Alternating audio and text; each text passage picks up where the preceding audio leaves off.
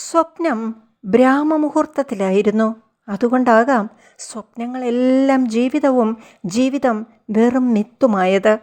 ആഘോഷിക്കപ്പെട്ട ജന്മം, രാജകുമാരിയുടെ ബാല്യം, സ്വർണത്തേരിൽ ആകാശത്തു നിന്നും ഇറങ്ങി വന്ന സൂര്യപുത്രനെ സ്വയം വരിച്ചു. ഒരു രാജ്യം മാത്രമല്ല, ഒരു സാമ്രാജ്യം തന്നെ പതിച്ചു കിട്ടി. 1000 സൂര്യചന്ദ്രന്മാർ ദാസന്മാരായി വരമരുളാൻ 33 കോടി ദേവന്മാരും ദേവതകളും. ഋതുക്കൾ കൃത്യമായി അവരിൽ അർപ്പിതമായ ചുമതല നിർവഹിച്ചു. കാടും കടലും പുഴയും ഭൂമിയും അമൃതുപോലെ ജീവൻ്റെ ഉപ്പായി.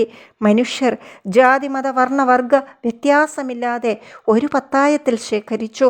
ഒരേ ഉരലിൽ ഉലക്കകൾ ഈണത്തിൽ താളമിട്ടു. നായും നരിയും ഒന്നിച്ചുറങ്ങി. മിത്തുകളിൽ പല കഥകൾ രചിക്കപ്പെട്ടു. പാളയിൽ കരയുന്ന കുഞ്ഞിന് തീണ്ടാരി, 82 കുഞ്ഞിന് നൽകി 22കാരൻ.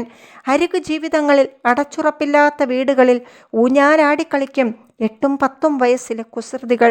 യൗവനങ്ങൾ അക്ഷരങ്ങളാൽ കഴുത്തിൽ കുടുക്കിടുന്നു. ഒറ്റ കൈയിലെ പ്രതിരോധത്തെ 2 കൈകളാൽ വെട്ടിമാറ്റുന്നു.